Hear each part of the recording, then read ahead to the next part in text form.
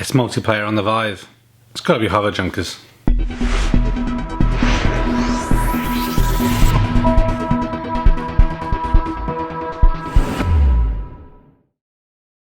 So this is a game that I haven't had time to play loads and loads, but I really enjoy it, and that is Hover Junkers. So if you're not sure what this game is all about, it's been around I guess for a couple of months now. I think it's one of the early release games. Again, this is one of the ones I picked up in the Steam kind of summer sale. The reason why I was interested in it is for a couple of reasons. It looks, from kind of previews I've seen, to be really fun and enjoyable. And the other thing, it's multiplayer. So most of the time when I get kind of any time to play games, I really kind of enjoy it more if it's playing with kind of other people online. And Hover Junkers is really one of the first kind of multiplayer games. So if you're not familiar with it, obviously this is the idea here that kind of give you a bit of insight to kind of what the game is about, kind of what's good, what's not so good about it. So Hover Junkers is basically you're on, I guess, a ship type platform, and you kind of secure yourself around the border of that ship with various pieces of junk. So whether that be pieces of wood or kind of corrugated metal that you kind of find and then set up all around you. And the idea of this is making it so obviously when the bad guy comes along or your opponent comes along and is kind of shooting at you, then you don't get shot. So a key thing about this game is definitely your play area. So depending on the type of ship that you're selecting, it really is impacted by your play area. So the reason for this is, again, on the Vive room scale, you can walk around your ship platform to get better vantage points and also kind of hide or dodge or get out of the way of people shooting you. So make sure you have consideration as to kind of what size ship you're selecting when playing.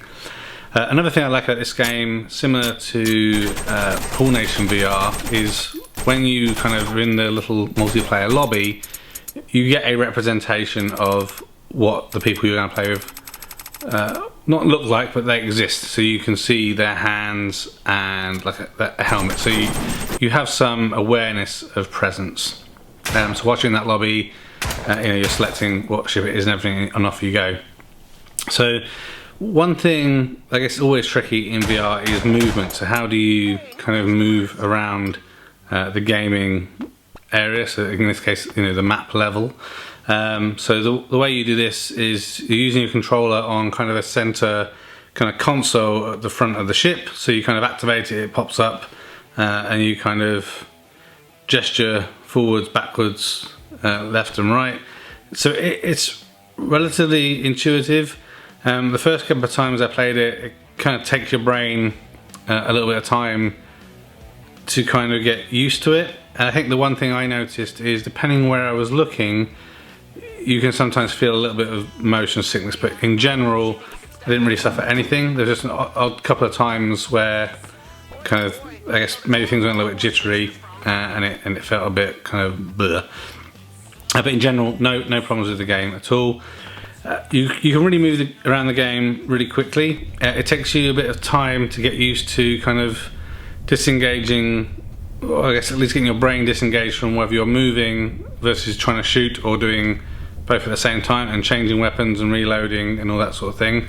So it is a bit tricky, and I guess that's part of the skill in getting good and used to the game. There's definitely a skill factor in there. It's quite a fast-paced game in the sense, you kind of spawn, and before you know it, if people are kind of surrounding you and shooting, and obviously you're trying to shoot other people as well as find other junk, either from other ships or from kind of, I guess, cases. There's certain cases or cargo containers you can open, or just essentially pieces of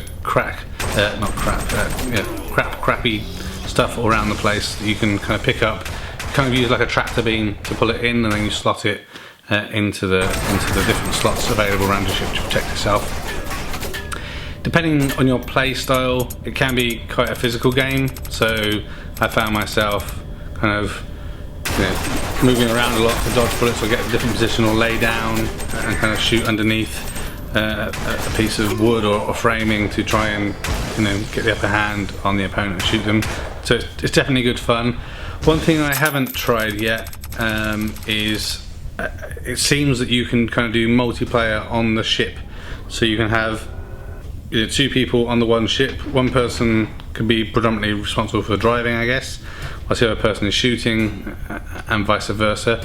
So I haven't tried that out myself yet. I don't know, none of the other people that I kind of know and play with have this game, but I'd like to try that out in the future. There are a variety of guns you get to use, so kind of shotgun, flare, kind of little Uzi thing. So obviously different guns, different power, different range, different reload rate. So these are things to keep in mind, especially when things are kind of getting hectic and bullets are whizzing everywhere. The graphics, I think, are really good. They're really fun. What the game kind of feels like to me is kind of Team Fortress, but on a boat and in virtual reality. So if you like Team Fortress type games, that kind of feeling, that sort of gameplay, I think it feels a little bit like that. So yeah, I think this is a game worth getting. If you love multiplayer, definitely check this out. If you can convince, obviously, friends and colleagues to play it as well, you're going to have even more fun. It's always good to play against people you know. So yeah, Hover Junkers, great game. HTC VIVE, check it out. I think you will probably like it. I don't really see any negatives to this game other than that slight motion kind of feeling that I had at some point. I guess depending how much you play it, perhaps you can get bored of it over time, but I think it's good fun and a good laugh. So there we go, try it out and I hope you like it. Thanks for watching this video. A thumbs up would be really appreciated. If you're interested in other geek type videos, please consider subscribing to Spectrum Geeks. Why not also follow us on Facebook, Instagram and Twitter. And before you leave, why don't you check out one of these other videos that may be of interest. Thanks again for watching.